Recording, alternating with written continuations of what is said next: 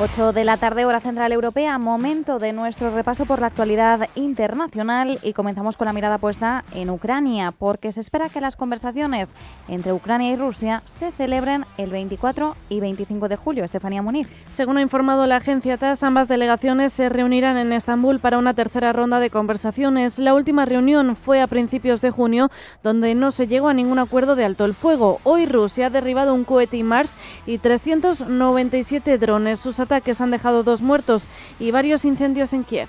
Y tenemos que mirar a otra reunión. Según el portavoz del Kremlin, Dmitry Peskov, el presidente Vladimir Putin y Donald Trump se podrían reunir en septiembre. Dice Peskov que existe la posibilidad de que se reúnan en Pekín en septiembre, y es que la delegación rusa se prepara para viajar a Pekín para participar en la conmemoración del 80 aniversario de la capitulación de Japón en la Segunda Guerra Mundial. Aunque el Kremlin desconoce si Trump asistirá al encuentro, hoy el secretario del Tesoro de Estados Unidos, Scott Bessent, ha afirmado que la mayoría de los senadores apoyan el proyecto de ley de sanciones a Rusia. And I think there would be 80 or 90 senators who want to pass a sanctions bill. Dice Bessent que cree que habría unos 80 o 90 senadores que querrían aprobar un proyecto de ley de sanciones, y el presidente Trump por sí solo dice que ha cambiado el paradigma, ya que al incluirse en ese proyecto de ley, cualquier país que compre petróleo ruso sancionado estará sujeto a un arancel secundario de hasta el 100%.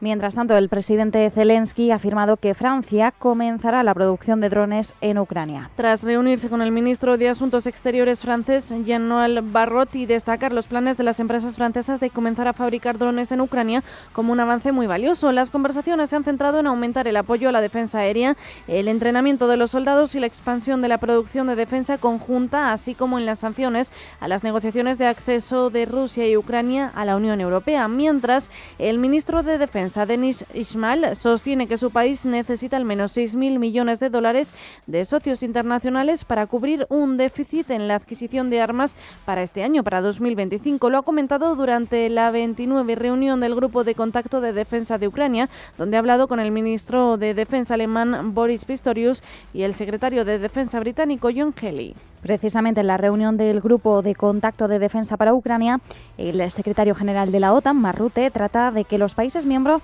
compren más armas para el país. Rutte ha anunciado que la alianza compraría más armas a Estados Unidos para Ucrania. Mientras tanto, el presidente Trump ha afirmado que los Patriots ya están en camino a Ucrania, procedentes de Alemania. Por cierto, que Países Bajos contribuirá a Patriots para Ucrania. El ministro de Defensa holandés, Ruben Brekelmans, ha anunciado que su país hará una contribución sustancial a la compra de sistemas Patriot por parte de la Unión Europea, liderada por Alemania en nombre de Ucrania. En declaraciones a la prensa tras la reunión de ministros de Defensa, Brekelmans ha afirmado que los detalles se concretarán rápidamente, y confirma también que Ámsterdam asistirá a Ucrania con más drones, radares y munición para los cazas F-16. Irán celebrará una reunión trilateral con China y Rusia el 22 de julio en Teherán. Lo ha confirmado el portavoz del Ministerio de Asuntos Exteriores iraní, Esmail Baghai, antes de las conversaciones nucleares con el Reino Unido, Alemania y Francia de este viernes. Teherán en este momento no tiene planes de hablar con Estados Unidos. Mientras tanto, hoy el ministro de Defensa iraní, Aziz Natzirade, se ha reunido con Moscú con su homólogo ruso, Andrei Belousov, para discutir la ampliación de la cooperación militar. Hoy Teherán ha realizado con éxito una prueba suborbital con su vehículo de lanzamiento de satélites Kasset. Miramos a la Franja de Gaza. Al menos 92 personas han muerto por disparos israelíes durante el reparto de comida en medio de la creciente hambruna. Nuevo pico de muertes en las últimas 24 horas. Es la jornada más mortífera desde que Tel Aviv restringió en marzo la entrada de alimentos al enclave. Según denuncia la Agencia de Alimentos de las Naciones Unidas, que llevaba un convoy con 25 camiones, Israel usó tanques, francotiradores y otras armas contra una multitud de palestinos, mientras el ejército israelí justifica la agresión con que los gazatíes representaban una amenaza. Otros 50 palestinos han muerto en ataques israelíes contra infraestructuras civiles en el centro y en el norte de la franja, a medida que miles de gazatíes huyen hacia el sur ante la imposición de nuevas órdenes de evacuación. Y en esta línea, un grupo de 25 países encabezados por Reino Unido exige el fin inmediato de la guerra en Gaza por las matanzas en el reparto de alimentos. Entre ellos Francia, Reino Unido, España, Canadá, Australia o Japón, además de una comisaria de la Comisión Europea, han emitido hoy lunes una declaración conjunta en la que exigen un alto al fuego inmediato en Gaza y reclaman que Israel cumpla el derecho internacional humanitario. La misiva se centra en la entrega de ayuda humanitaria y es el hecho de que se utilice el hambre como arma contra la población. Los países exigen además que Israel elimine las restricciones a los envíos de asistencia y permita que la ONU y las ONGs humanitarias actúen sin obstáculos. Una carta que rechaza firmemente Israel, calificando la declaración de desconectada de la realidad y acusándola de enviar el mensaje equivocado a Hamás. El Papa León XIV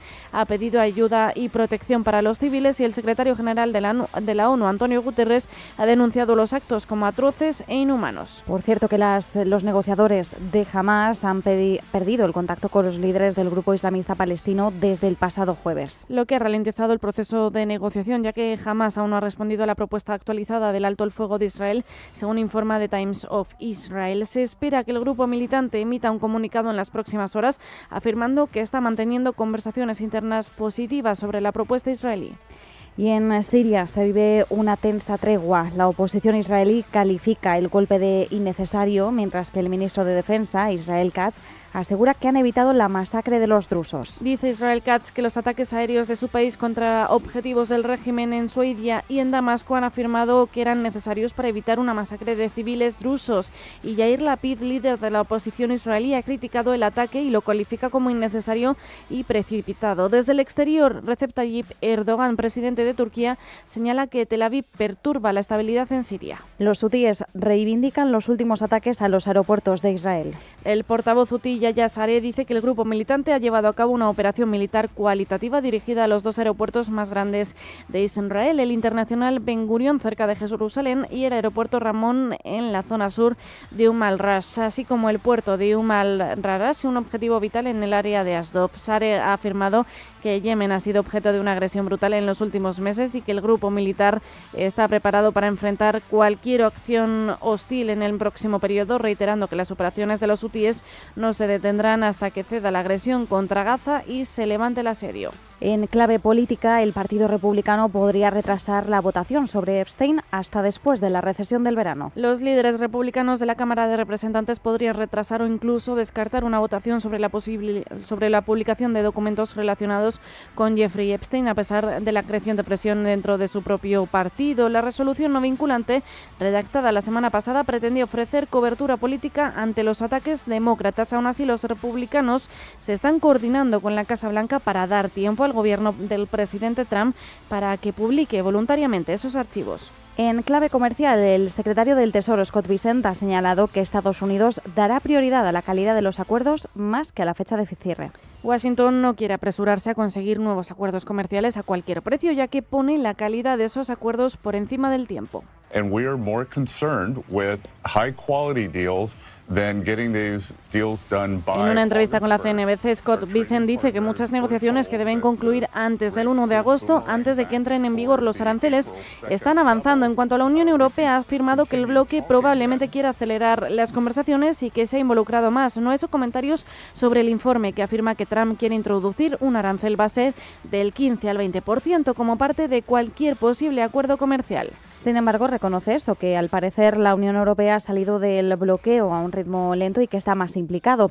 Mientras tanto, en este escenario, el canciller alemán Friedrich Merz se opone a posibles represalias de la Unión Europea contra Estados Unidos por los aranceles. El portavoz del gobierno alemán, Stefan Cornelius, ha declarado que el canciller Friedrich Merz considera inapropiadas en estos momentos las posibles contramedidas de la Unión Europea contra Estados Unidos en relación a las negociaciones arancelarias, un tema que se discutirá en la reunión que Merz tiene este miércoles con el presidente francés Emmanuel Macron. Por otro lado, Corea del Sur promete un esfuerzo máximo para evitar el 25% de aranceles a partir del 1 de agosto. Y sobre reuniones, desde China confirman que no tienen información sobre las exclusivas de la semana pasada acerca de una posible reunión entre Trump y Xi Jinping a la vuelta del verano.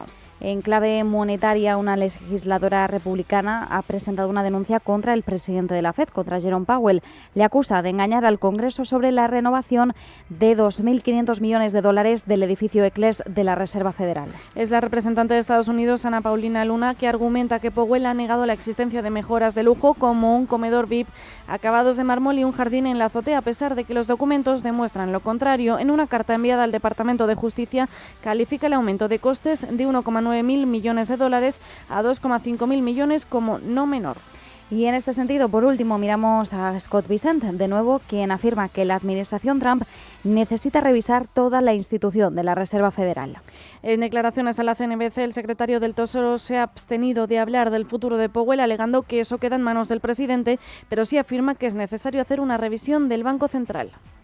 What we need to do is examine the entire Federal Reserve institution and Previamente conocíamos que, según el medio Semafor, la Casa Blanca planea visitar la sede de la Reserva Federal esta semana como parte de su revisión de la renovación del edificio, valorada en 2.500 millones. Estos fondos adicionales podrían ser usados por Washington como la oportunidad para ceder al presidente de la Fed si se detectan irregularidades.